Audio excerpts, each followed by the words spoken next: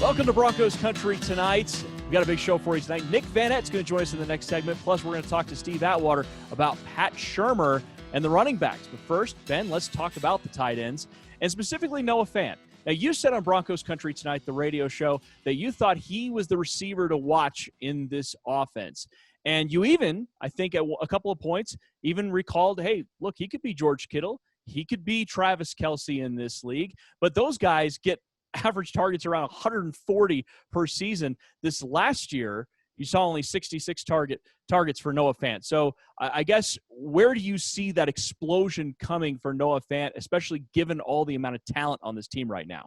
Well, part of it will be his growth and maturation as a player and the quarterback confidence in him to get him the ball. And part of it will be a virtue or function of the offense. The Pat Shurmur offense in and of itself averages over 130 targets to the tight end every year. The biggest aberration, I believe, to that was 2018, where a Pat Shurmur offense only had 122 total targets to the tight end. So you're going to see more opportunities for Noah Fant, but you're also going to see him grow as a player. And I feel like going into the second season and getting that rhythm in with Drew Lock down the stretch, which he kind of seemed to do, I feel like that he's the breakout player on offense. I know everybody's excited about Jerry Jeudy and KJ Hamler and all the receivers and Melvin Gordon coming in, but I think the breakout player this year is Noah Fant.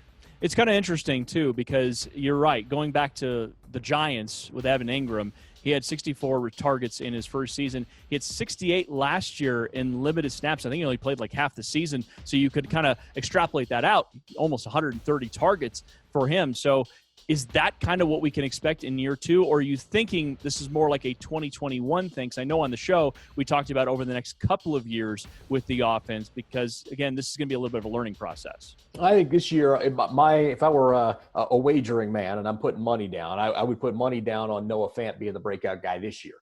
Wide receivers typically take about 2 full seasons, 2.25 seasons to really start hitting their stride in the league. So if we're looking at 2021 guys, that's where I would suggest that Jeudy and Hamler really start to come into their own. That's not to say that they won't be productive in this coming season. They're obviously going to be used. But I think that if you're looking for breakout players beyond this season, I would suggest that that the receivers, the young receivers, and obviously Cortland's already broken out, so we're not going to count him. Well, of course, he's wide receiver one. That's what we call him. Now, it's interesting. I want to come back to something you said just a little bit ago. You talked about the tight end room, the amount of targets to that room. Do you single out a guy like we're talking about Noah Fant, or do you look at this as you're looking for progress in the tight end room?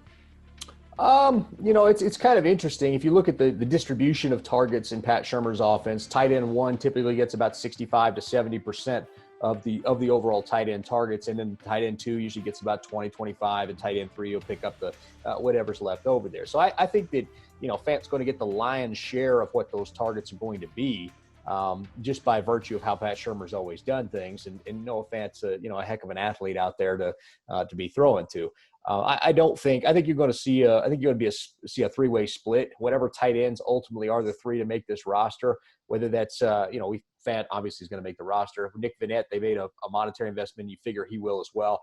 And then whoever that third guy is, whether that's Ogwebunam, whether that's Jake Butt, whether that's Hireman sticking around, or even Troy Fumagalli, whoever that is, will probably get the cleanup targets, and you'll probably see 5 to 10% of the targets sprinkled in that direction. So you're not forcing the ball to a tight end one like they do with the 49ers, the Eagles, the Chiefs, et cetera. Well, no, I don't. Forcing is probably the wrong word. Now, Pat Shurmur does have a lot of things to the tight end that are schemed deliberately for them. A lot of early tight end screens in games, first quarter tight end screen type stuff, to try to get those safeties to bite down. And once you get those safeties bite down, that's where you're going to go vertical over the top of your speed receivers. But that's how he tries to set that up, those tunnel screens and tight end bubble screens, things like that. So if you're saying that he's going to be featured in the offense because that's a function of what they do, then yes, I agree. If you're saying you're just going to force feed him like the Randy ratio with Randy Moss, then I would say no, that would not be accurate. Oh, man, we haven't talked about the Randy ratio in a long time. Good stuff there. Okay, so speaking of those offenses, I guess the next logical question is, if we're trying to think about and project what this season could be, should we be taking a look at the Eagles, the Chiefs, and the 49ers as a bit of a blueprint? Or are we looking at the Giants offense? I think the Giants offense is a little bit tough because they had injuries last year at the receiver position. Golden Tate was on a 4-game suspension. So it was a little bit tough for me to really judge that offense. The year before, it was the Saquon show. So what are these offense, if you're trying to project out what the Broncos could be, if Noah Fant is indeed that guy, which offense are you utilizing?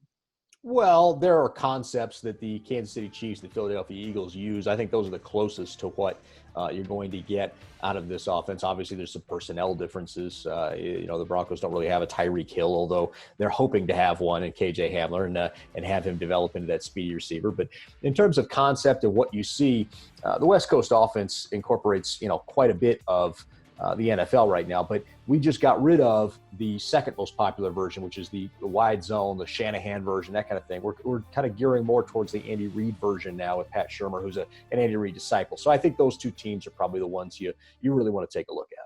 And it seems like that's kind of what the Broncos went into the offseason to try to do. They tried to become the Chiefs in a lot of ways. You target wide receiver in the first round, wide receiver in the second round. You're adding to your offensive line. You're adding to running backs. Ultimately, that's what at least it screams to me.